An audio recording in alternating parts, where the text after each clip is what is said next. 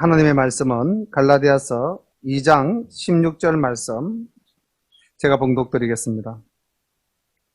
사람이 어렵게 되는 것은 율법의 행위에서 난 것이 아니요 오직 예수 그리스도를 믿음으로 말미암는 줄 아는 거로 우리도 그리스도 예수를 믿나니 이는 우리가 율법의 행위에서 아니고 그리스도를 믿음으로써 어렵다함을 얻으려 함이라.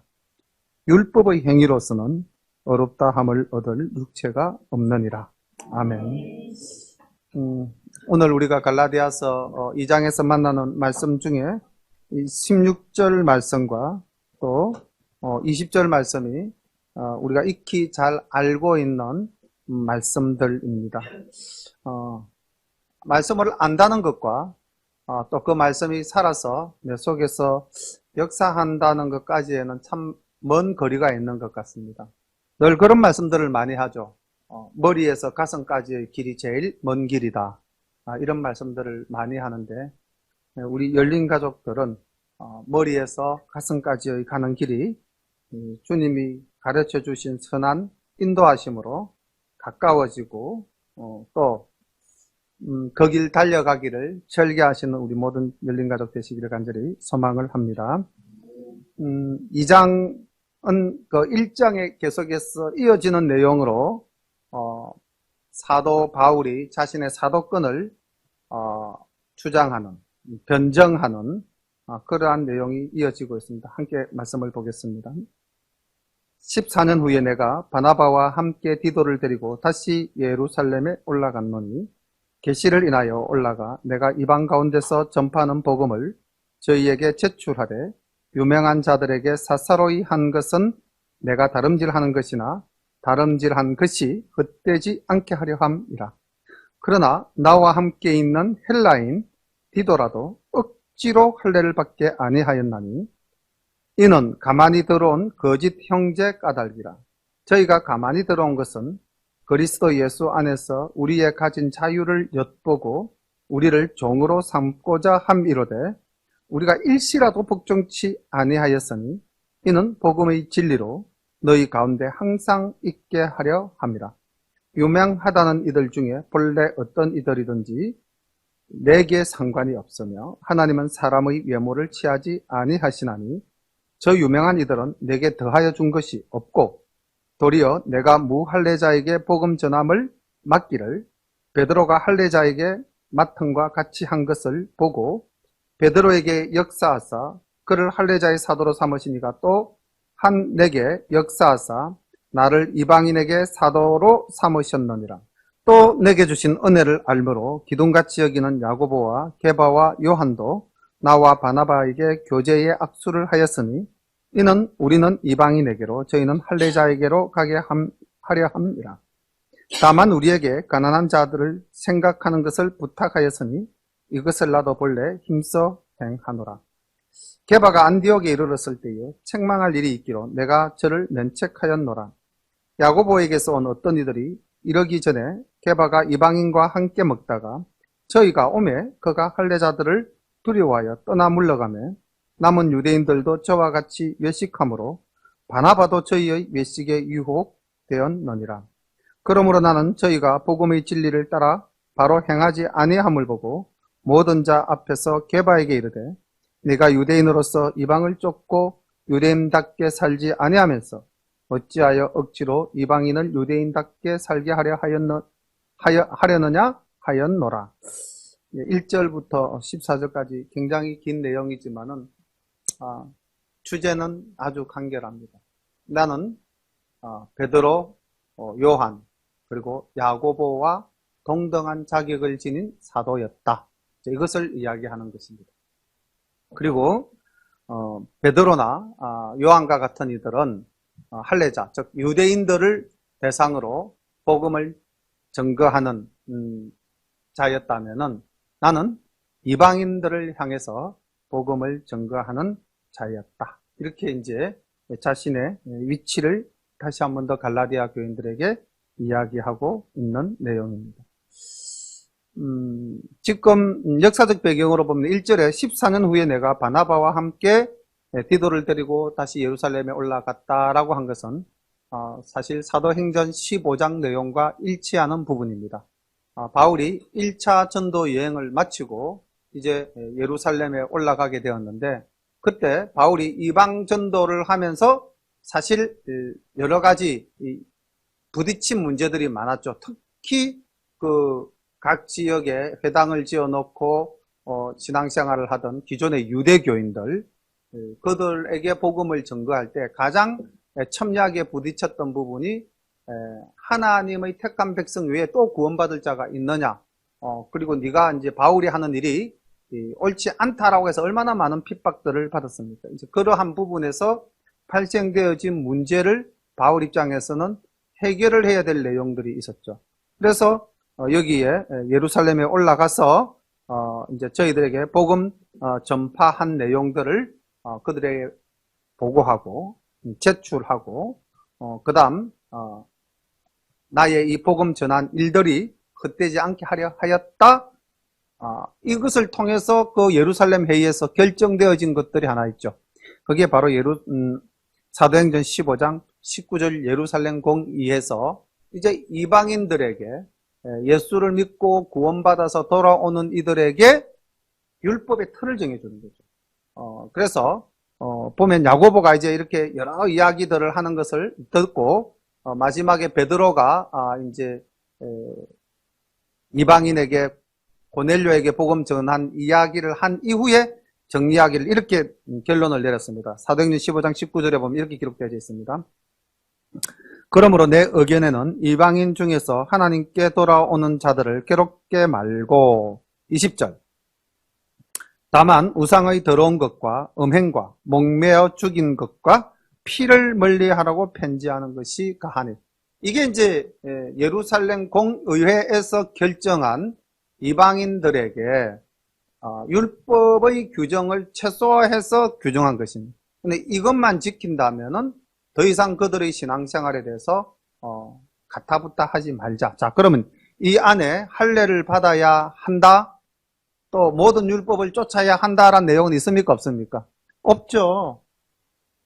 이것이 그 당시 교회가 이방인들에게, 너희들 이방인들이 예수님을 믿고 구주로 영접하고 주님의 자녀가 된다면은, 또 우리가 전통적으로 믿어왔던 하나님과의 관계 속에서 맺어진 언약, 율법 중에서 우상의 더러운 것과 음행과 목매어 죽인 것과 피를 멀리하라는 이 네 가지 규정은 너희들이 이방인이라도 반드시 지켜야 한다, 이렇게 규정이 되어진 것입니다.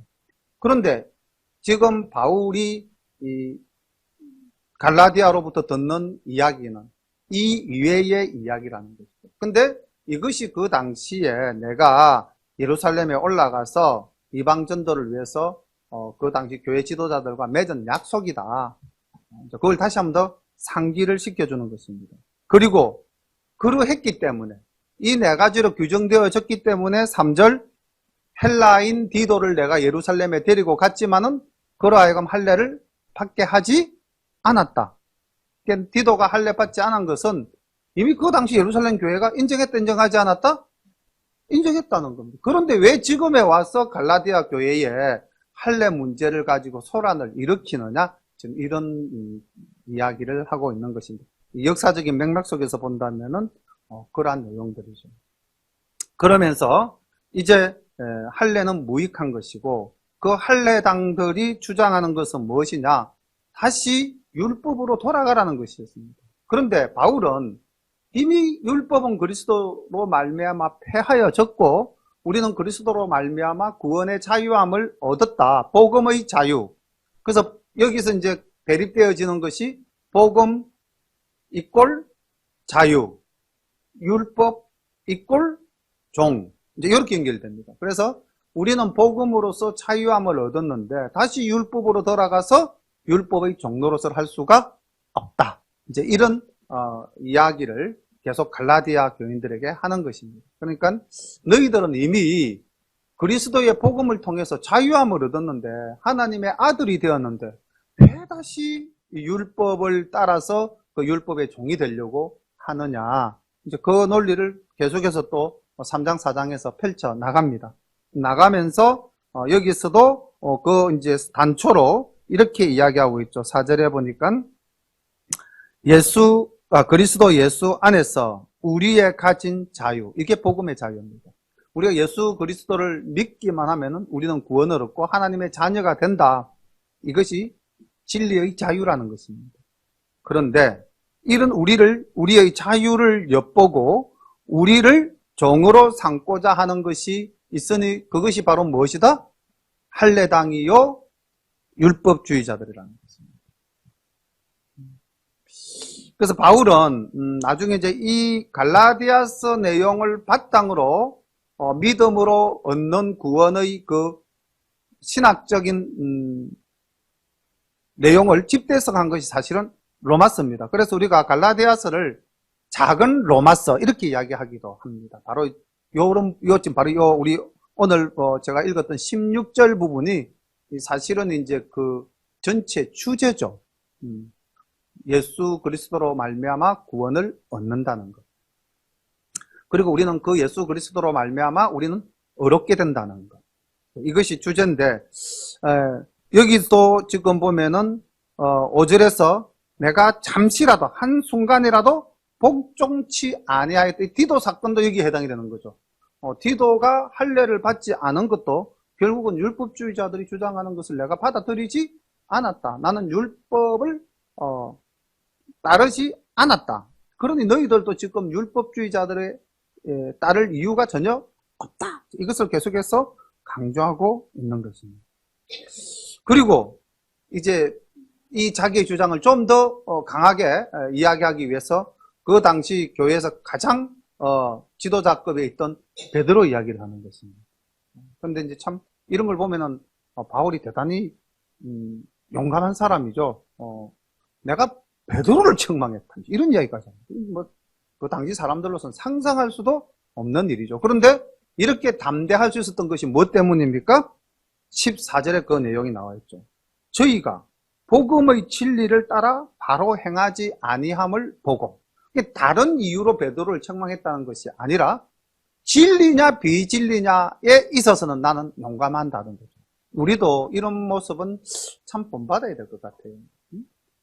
사람을 이렇게 인격적으로나 이런 어떤 힘으로나 다른 거로 가지고 싸우는 것이 아니라 진리를 가지고 싸울 때는 누구라도 진리에서 어긋나면은 이야기할 수 있는 그러한 믿음 또 우리의 고백이 있어야 되지 않겠는가라고 생각합니다. 에피소드는 간단하죠. 베드로가 안디옥에 내려와서 당시 이제 안디옥이 이방인이 세운 최초의 교회 아닙니까?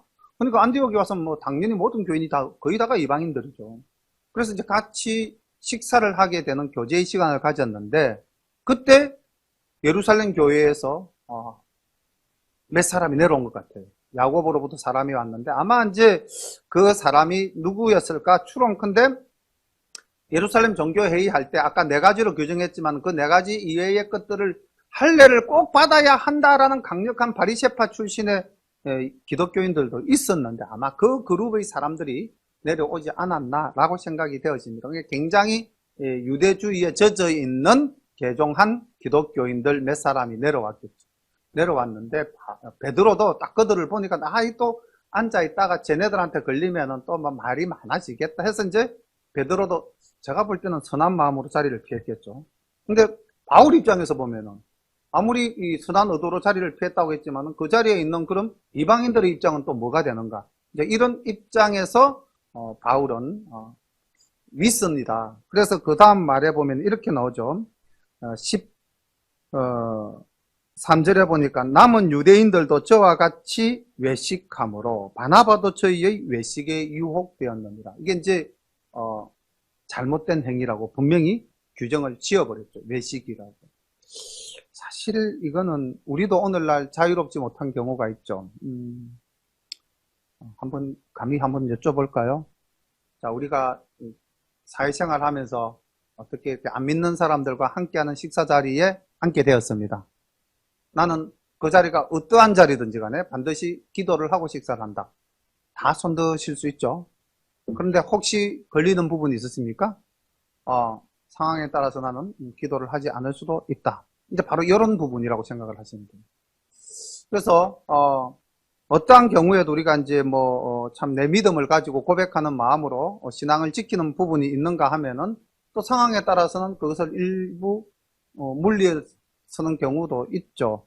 아마 이 사건이 저희들로서는 본 사건이 아니기 때문에 뭐라고 말을 할 수 없지만은 베드로 입장, 분명히 바울 입장 첨예하게 갈라지는 자리였을 겁니다.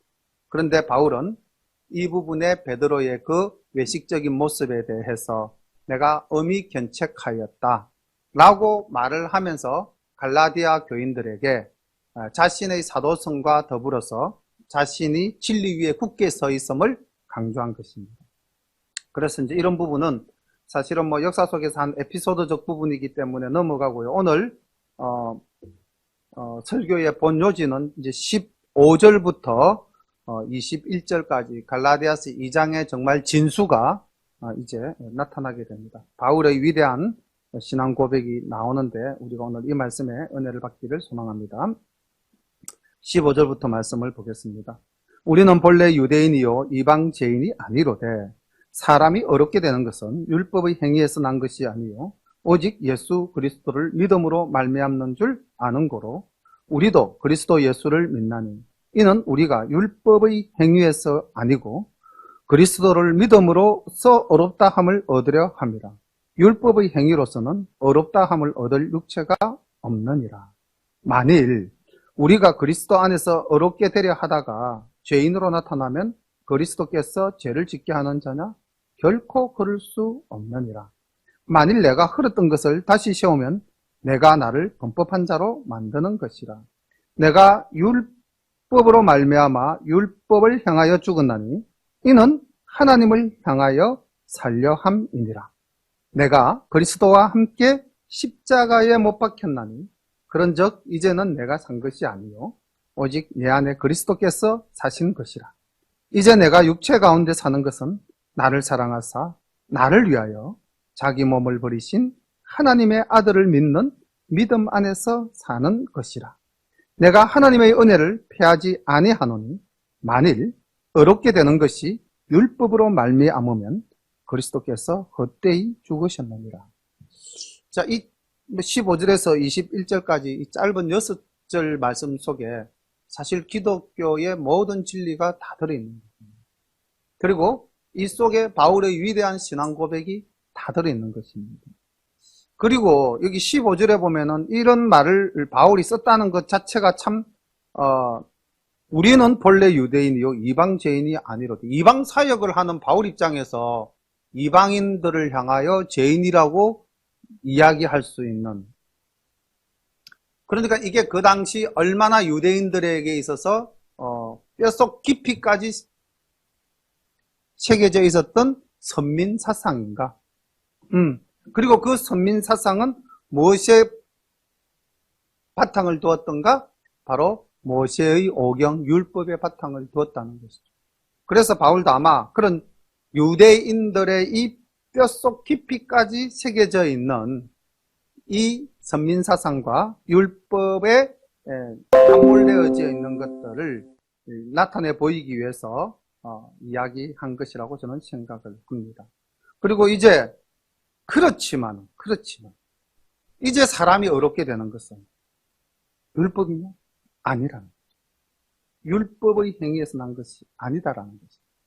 그래서 이방 죄인이라는 이 용어도 더 이상 이제는 성립이 된다, 성립되지 않는다? 성립되지 않는다는 겁니다. 왜냐하면은 이방인을 죄인이라고 규정한 것은 무엇을 가지고 규정한 것이다? 율법을 가지고 규정을 했습니다. 그런데 지금 바울은 이제 복음의 진리를 전가합니다. 우리가 어렵게 되는 것은 그 율법에 의해서가 아니라 오직 예수 그리스도를 믿음으로 말미암는다. 이게 이제 바울이 오늘날까지 우리 모두에게 증거하는 믿음의 핵심입니다. 구원의 정수죠. 하나님의 의가 사람의 행위, 율법의 행위에서 이루어지는 것이 아니라는 것을 이야기하고 있는 것입니다.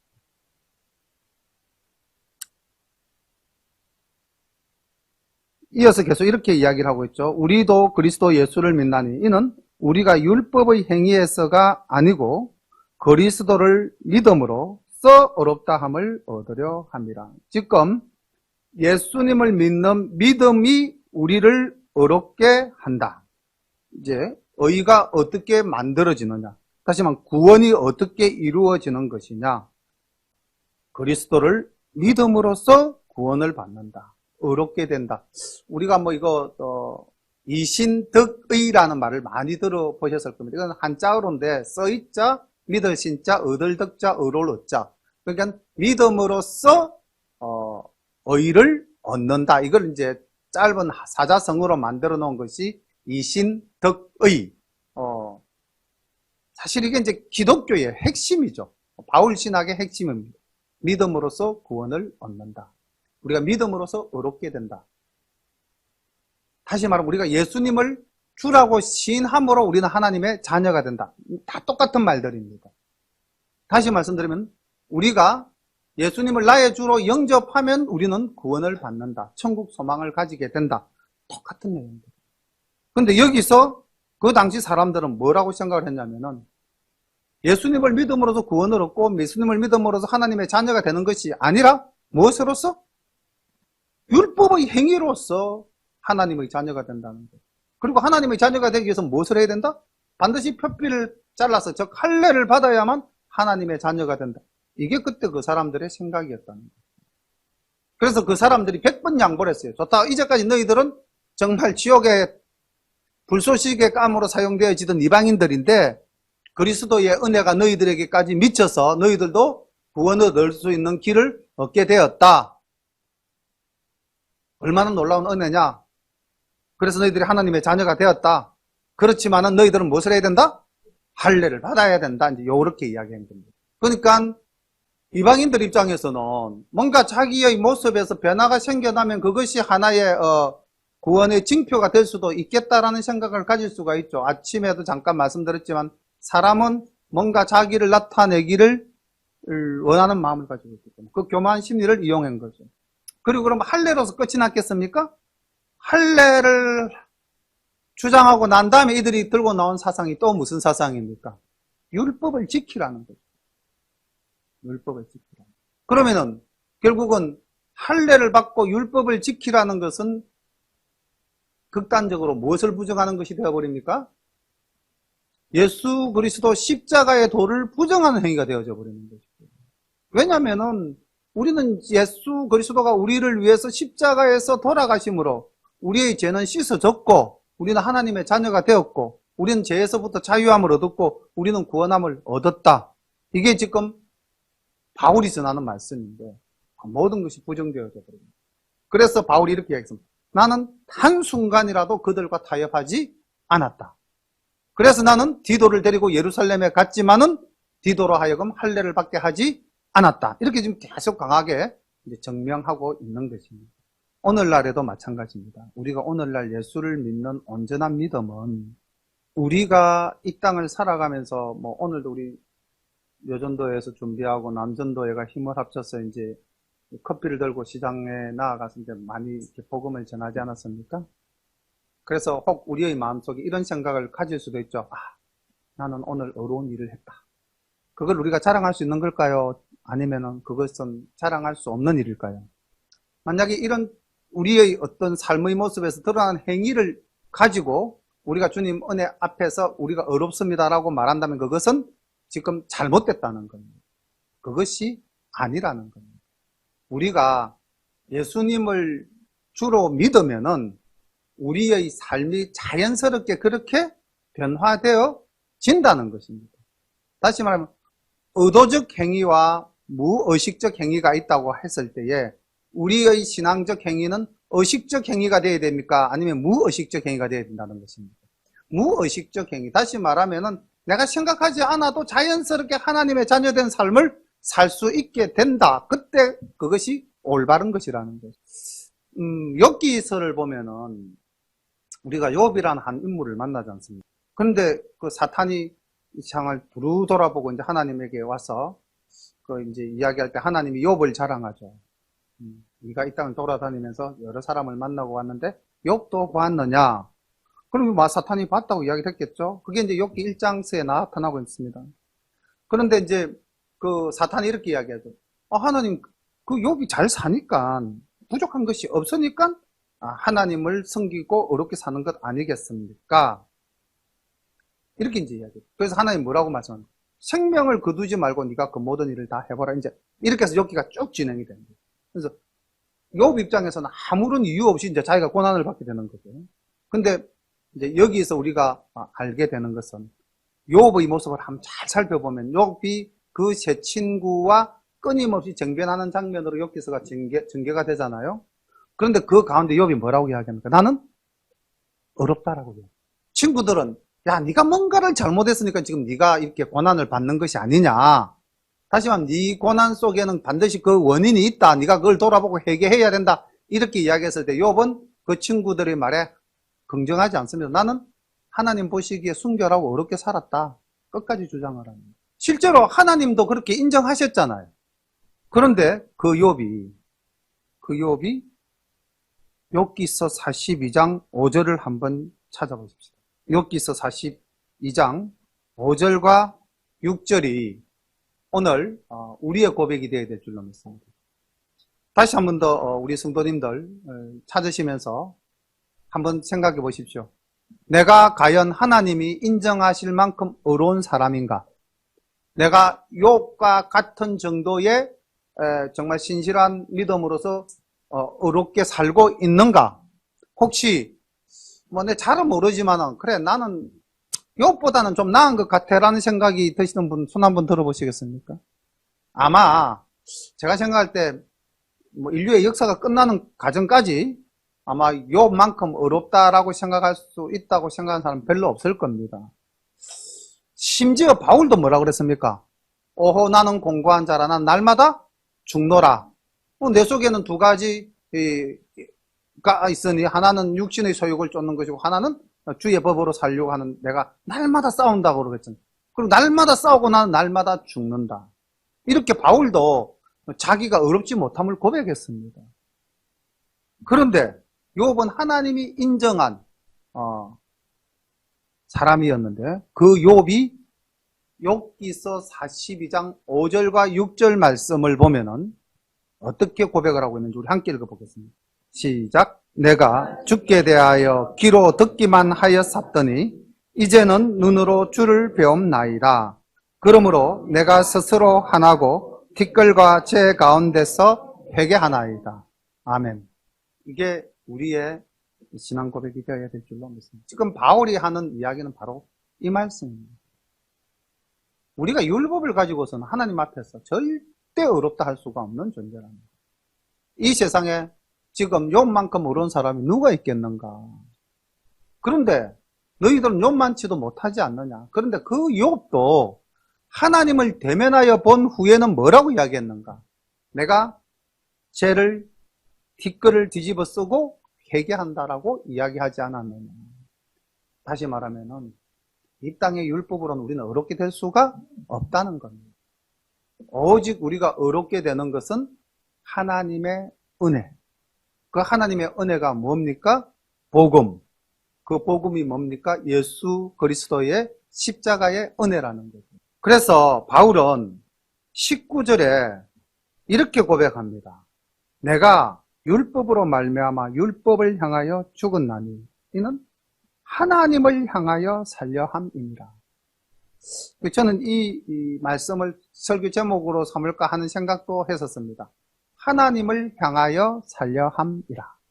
전체적인 이제 내용이 믿음으로서 우리가 구원을 얻는다, 믿음으로서 얻게 된다라는 것이 2장 16절 이후의 전체적인 주제라서 설교 제목을 믿음으로 얻는 구원 이렇게 했지만은 사실은 바울의 고백 중에서 가장 마음에 와닿았던 내용은 하나님을 향하여 살려 함입니다 하는 이 부분입니다. 그래서 바울은 그 중심에 하나님이 있었기 때문에 십자가의 도를 담대하게 전가할 수 있었고 그 십자가의 도 복음을 전가하는 일에는 그 모든 것도 다 내려놓을 수 있는 그러한 사람이 되었다는 것입니다.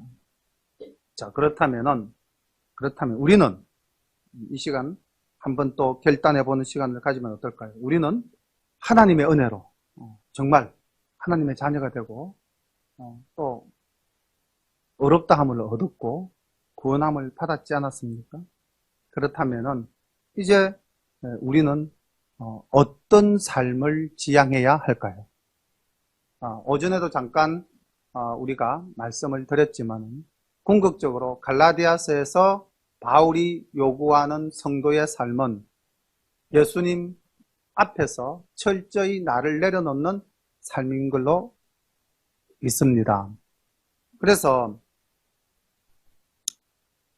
20절 내용을 우리가 찬양으로 많이 부르지 않습니까? 이제 이렇게 가사를 붙여서, 아까 곡을 붙여서. 그런데 궁극적으로 내가 그리스도와 함께 십자가에 못 박혔다.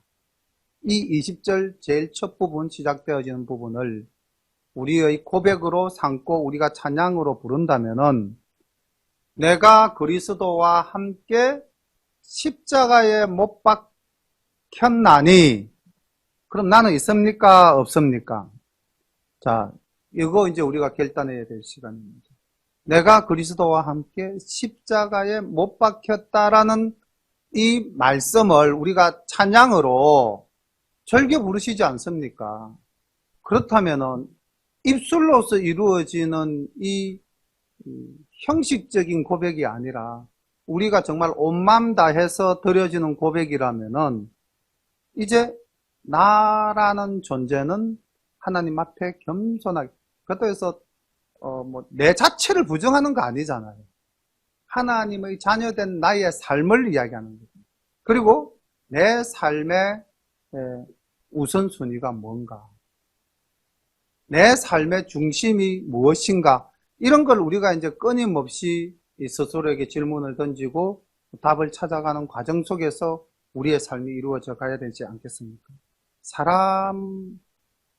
어떤 한 사람을 나타낼 때 그 사람을 대표하는 게 뭘까요? 우리가 무엇하면 그 사람을 탁 떠오르게 됩니까? 이름이죠. 그래서 사실 어떤 물건의 이름을 명명한다는 것은 굉장한 의미를 가지는 것입니다. 이게 종 딱 크기 때문에 종 크면 벌써 수많은 연상작용들이 일어나지 않습니까? 그런데 그 사람이 행동하고 그 사람이 나타내 보이는 모든 것의 시발점은 어딘 것 같습니까? 그 사람의 특징을 이름으로써 나타낸다면 그 사람의 본질적인 그 모든 것들이 이루어지는 시발점이 어디에 있을까요? 생각이라는 거예요. 우리의 생각. 내 생각이 내 행동이 되고 내 행동이 결국 나를 만드는 요소가 되는 거 아닙니까?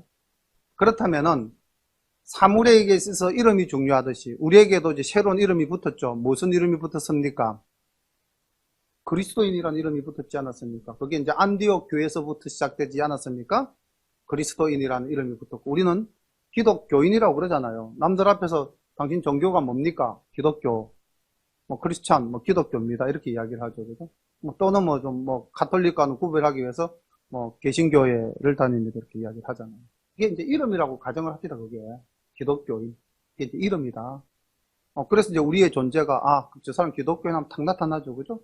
이것이 되어졌다면, 그 다음, 이 기독교인으로서의 우리의 이제 본질이, 우리의 구체적인 것이 무엇을 통해서 나타나게 된다는 거죠? 이름 말고, 그 다음에는 우리의 생각을 통해서, 행동을 통해서 나타난다는 거죠. 근데 그 생각의 근원이 뭐냐? 자, 여기서 우리는, 저도 사실 한계를 느낌을 고백합니다. 우리의 생각의 기준이 뭐죠? 하나님이라고 생각하시는 분 한번 손 들어보시고요. 내 모든 생각의 기준은 하나님이다. 이게 이제 우리가 안 된다. 근데 바울은 이제 이걸 위해서 끊임없이 싸운 거 아닙니까? 나는 날마다 죽노라 한 이유는 내 생각의 모든 기준을 누구에게로 두겠다? 하나님께 두겠다는 것이 바울의, 그래서 바울 신학이라는 것은 사실은 오늘날 우리가 믿고 있는 신앙의 그 토대를 이루고 있는 것 아닙니까? 그래서 우리가 정말 하나님의 자녀답게 정말 예수 믿는 사람으로서 정말 그 향기를 가지고 빛을 가지고 영향력을 끼치려고 한다면은 제일 먼저 무엇이 변해야 된다? 우리의 생각이 변해야. 생각이 변한다 하는 건 좀 너무 어렵죠. 그죠? 좀 추상적이죠. 그럼 딱 더 쉽게 나가서 모든 사고의 중심이 나다 하나님이다?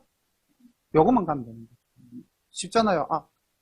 어떤 일을 하기 전에, 어떤 뭐 행동을 하기 전에, 하여튼 뭔가 기준점을 가져야 될 때 그 기준점이 하나님이다라고 생각이 된다면은 우리는 화낼 것도 참을 수도 있고, 뭐, 얼마든지 이제 그 다음에 우리의 행동이라는 것이 나타나질 수가 있잖아요. 그렇지 않습니까? 쉽지 않은 일이죠.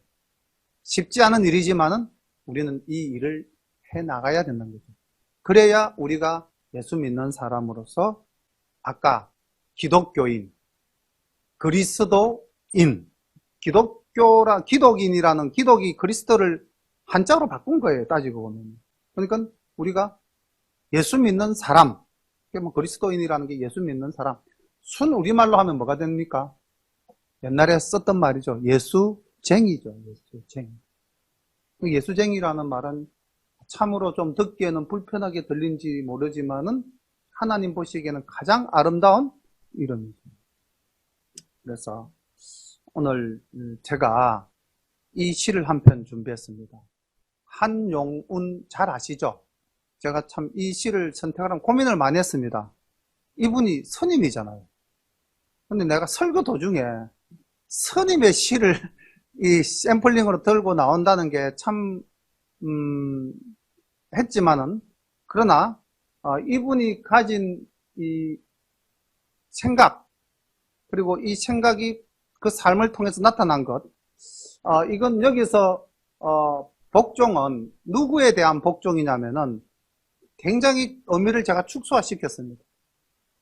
일제시대를 살아가던 한용운 선생이 여기서 말하는 복종은 나의 조국에 대한 복종입니다. 그리고 만약에 내가 조국을 배신하고 즉 대한민국을 그때는 뭐 대한민국 그렇죠. 3.1 독립운동 이후에 이제 임시정부에서 대한민국이라는 국호를 정했으니까 그러니까 대한민국이 아닌 일본을 섬긴다면 나에게는 분명히 어떤 이득이 있을 것이다. 그렇지만은 나는 내 나라에 대한 내 생각을 꺾지 않겠다는 그런 의미입니다. 그런데 이걸 우리가 좀 깊이 생각해 봐야 될 필요가 있겠다 싶어서 이 시를 가지고 왔는데 남들은 자유를 사랑한다 하지만은 나는 복종을 좋아하여요. 자유를 모르는 것은 아니지만은 당신에게는 복종만 하고 싶어요. 복종하고 싶은데 복종하는 것은 아름다운 자유보다도 달콤합니다. 그것이 나의 행복입니다. 그러나 당신이 나더러 다른 사람을 복종하라면 그것만은 복종할 수 없습니다. 다른 사람을 복종하려면 당신에게 복종할 수 없는 까닭입니다. 여기서 다른 사람, 당신, 그 당시에 이 시가 창작되어질 당시에 우리나라라는 상황을 살펴본다면 식민지이지만은 내 조국, 그 조국에서 나는 자유함을 누리고 그 자유함 속에서 나는 내 정체성을 찾아가겠다 그런 이야기 아니겠습니까? 그리고 다른 사람, 이건 뭐 일본이고 일본과 내가 타협을 한다면은 더 다른 어떤 풍성한 삶을 누릴 수 있을는지는 모르겠지만은 난 절대 거기에는 복종하지 않겠다. 그리고 내가 내 나라를 사랑하는 것만큼 더 자유로움은 없다. 이제 이렇게 해서 이야기하고 있는데 제가 이 시를 고등학교 때 이제 애들을 가르칠 때 이제 뭐 했던 건데 오늘 여기 이 바울이 말하는 이 자유, 또 바울이 말하는 이 그리스도 복음에 있어서의 진리 안에서의 하나님으로부터 얻는 은혜, 의.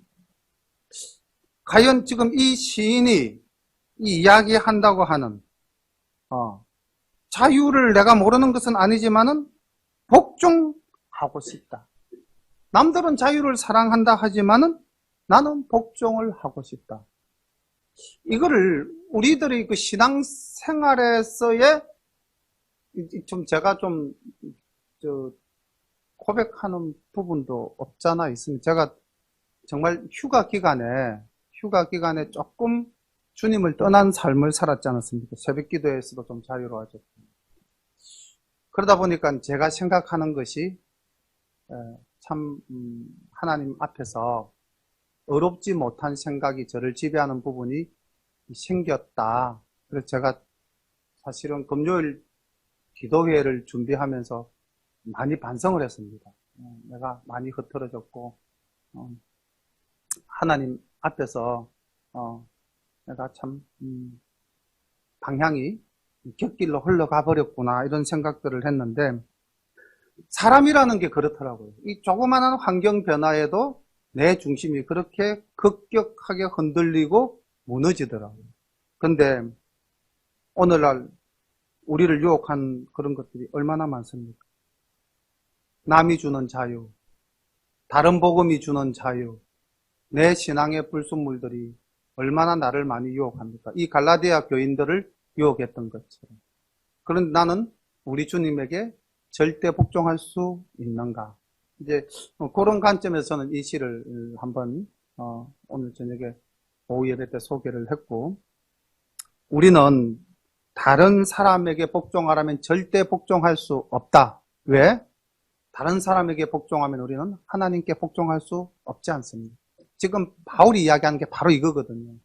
네가 다른 복음, 이상한 복음, 저 할례당을 쫓아가면은 그것이 곧 주님의 복음을 부인하는 것이다. 그거거든요. 오늘 이 시인이 이야기하는 거나 그 바울이 이야기하는 거나 오늘 우리들이 고백해야 될 것이나 똑같습니다. 우리가 만약에 하나님이 우리의 생각의 중심이 놓이지 아니하고 다른 것이 놓여져 버린다면, 저처럼 제가 지난 한 주간 그런 유혹 속에서 살다가 왔거든요. 옛날에 그 목회하기 이전에 그냥 팽교사 시절에 교사로서 집사로서의 생활을 할 때 누렸던 그 틀 속에 제가 잠시 빠진 것 같은 생각 속에서 제가 무너지는 모습을 제가 봤거든요. 그러면서 이 말씀을 준비하게 되니까 참 제가 너무 또 좀 초라해지는 것 같기도 하고, 하나님 앞에 부끄럽기 짝이 없는 모습인데 성도님들 앞에서 그렇고. 근데 이게 우리거든요. 이렇게 약하고 이렇게 쉽게 허물어질 수 있는. 바울이 그렇게 갈라디아 교회를 튼튼하게 세워놨는데 단 한 번만에 무너진 것. 우리가 교회에서 신앙생활 하느라고 얼마나 열심히 애를 쓰고 기도하고 말씀 삼아오고 우리가 살아갑니까, 사실.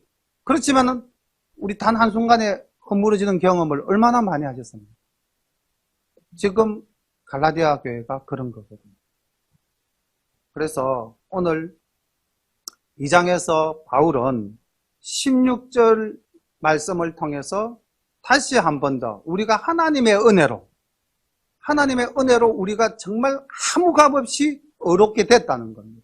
이거 우리 인정하자는 거죠. 이거 인정한다면 무엇을 주장하지 않게 된다? 나를 주장하지 않게 된다는 거죠. 내가 어떤 일을 해서 의롭게 된 것이 아니고 그냥 내가 의롭게 된 것은 하나님의 은혜다. 그럼 하나님의 은혜에 감사한다면은 그 다음에는 뭐가 따라가야 됩니까? 거기에 맞는 삶이 자연적으로 의식하지 않아도 따라간다는 거죠. 그거 우리가 기대하는 것이 20절의 고백입니다. 내가 그리스도와 함께 십자가에 못 박혔다. 이거. 그래서 이제는 내가 산 것이 아니고 나를 죽인 것 아닙니까? 나를 부정한 것 아닙니까? 오직 내 안에 그리스도께서 사신 것이라. 내 모든 삶의 중심이 그리스도에게 있다는 것 아닙니까? 그럼 내 말, 내 행동, 내 생각 전부 다 누구로부터 나와야 된다는 것입니까? 그리스도로부터 나와야 된다. 이 고백이죠. 그래서 사실 이 엄청난 신앙 고백인 겁니다. 이 갈라디아서 2장 20절이라는 거. 우리가 그냥 곡을 붙여서 편하게 부르실 수도 있겠지만은 그 의미를 깊이 생각하면은 이게 엄청난 신앙 고백인데 우리 함께 불러볼 수 있을까요? 죄송합니다. 미리 악보도 좀 준비를 하고 띄워야 되는데 그렇지 못했습니다. 내가 그리스도와 갈라디아서 2장 16절 이렇게 쳐도 예? 2장 20절 예, 죄송합니다. 2장 20절 이렇게 쳐도 악보가 나올 수 있을 것 같아요. 우리 말씀을 깊이 묵상하면서 기도하는 마음으로 이 찬양을 한번 불러보겠습니다. 그리고 이게 우리의 진짜 신앙 고백이 되었으면 참 좋겠습니다. 저 또한 마찬가지입니다. 제부터입니다. 네.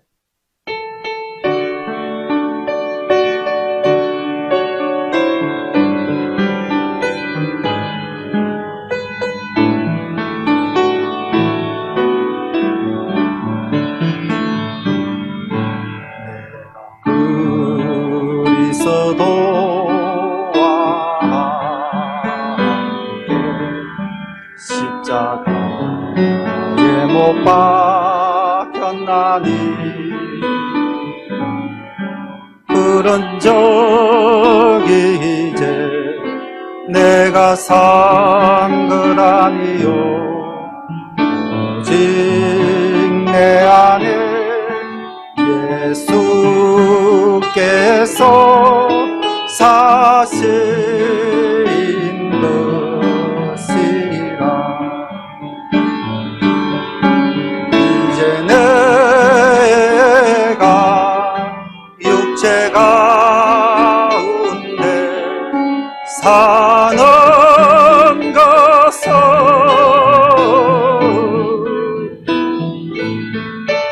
나를 사랑하사 자게 못 버리신 예수에게 산 것이라.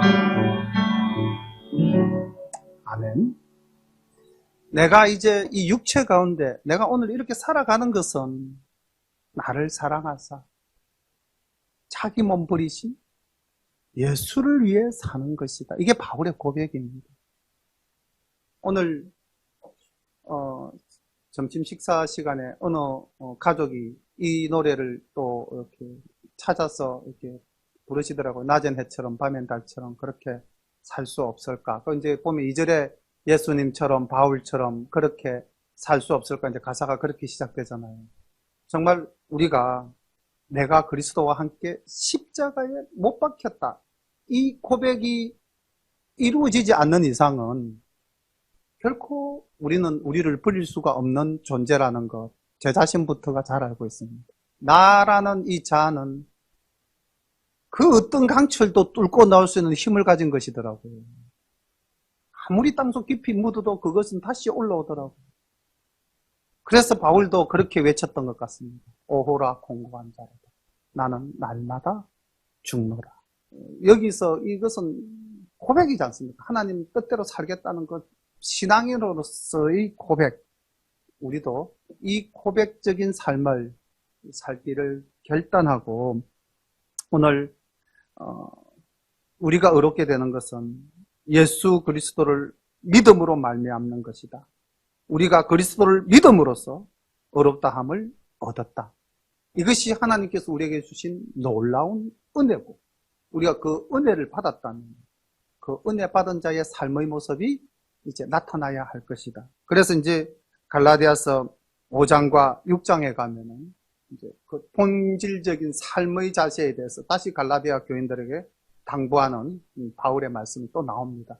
그래서 당부컨대 다시 한 번 더 오전에도 말씀드렸지만은 정말 우리가 이 갈라디아서를 로마서는 너무 길잖아요. 16장까지 굉장히 길고 또 말씀도 어렵지만 갈라디아서는 짧고 굉장히 그 갈라디아 교인들에게 이제 믿음을 바로 세우기 위해서 바울이 쓴 편지이기 때문에 간결하고 명료하면서도 정말 딱 핵심을 찍어서 주신 말씀이기 때문에 우리가 이 말씀만 잘 소화시켜도 정말 하나님 보시기에 참 기뻐하시는 삶을 우리가 살 수 있을 거라고 저는 생각을 합니다. 그래서 꼭 이번 주간은 갈라디아서와 함께하는 주간이 되기를 간절히 바라고요.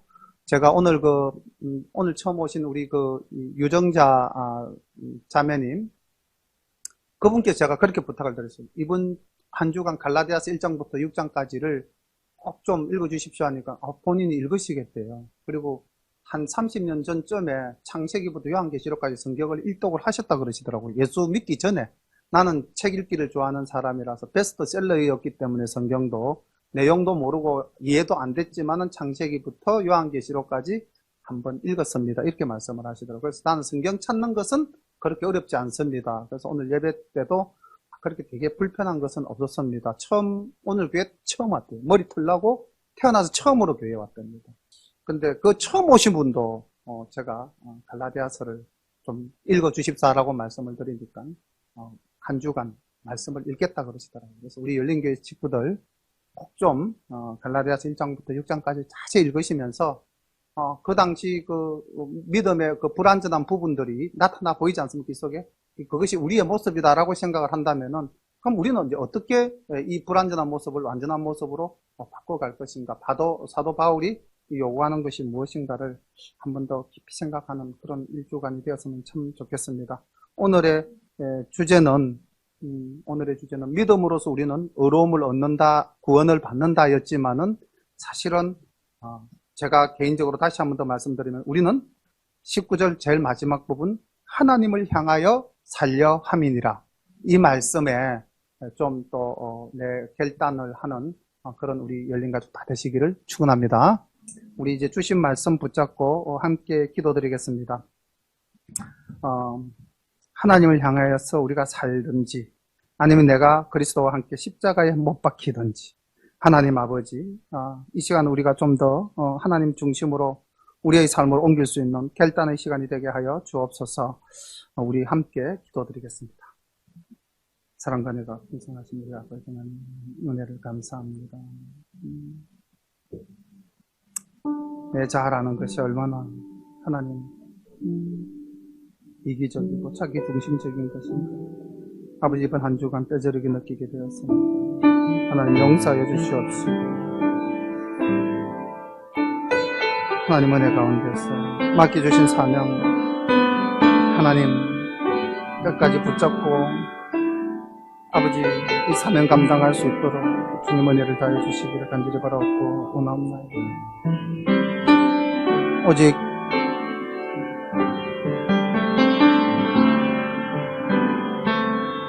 그리스도와 함께 내가 십자가에 못 박히지 않고서는 아버지 나라는 존재를 죽일 수 없음을 고백합니다. 이제 아버지 하나님 내 삶의 중심이 하나님이 중심이 되는 삶을 살게 하여 주옵소서. 그것이 외식적으로 위선적으로 드러나는 것이 아니라 자연적으로 향이 되고 자연적으로 빛깔이 되는 그런 삶이 되게 인도해 주시기를 간절히 바라옵고 원합니다. 하나님 우리 열린교회 사랑하는 가족들 참 말씀 위에 바로 살기 위해서 모인 귀한 형제 자매들입니다. 하나님 이 험난한 시대에 오직 진리를 따라서 진리의 말씀대로 살고자 아버지 애쓰는 사람들이 모였습니다. 하나님 그 결단, 그 마음 우리가 끝까지 놓치지 않고 갈 수 있도록 주님께서 인도해 주시기를 간절히 바라옵고 하나님 이 공동체가 정말 하나님 보시기에 선하고 아름다운 공동체가 될 수 있도록 하나님 정말 이 공동체가 하나님께 영광을 온전히 올려드리는 공동체가 될 수 있도록 주님 인도하여 주옵소서. 날마다 말씀에 굳게 서는 우리 모든 열린 가족 다 될 수 있도록 주께서 인도하여 주시기를 간절히 바라옵고 원하옵니다. 예수님 이름 받들어 감사하며 기도드리옵나이다. 아멘.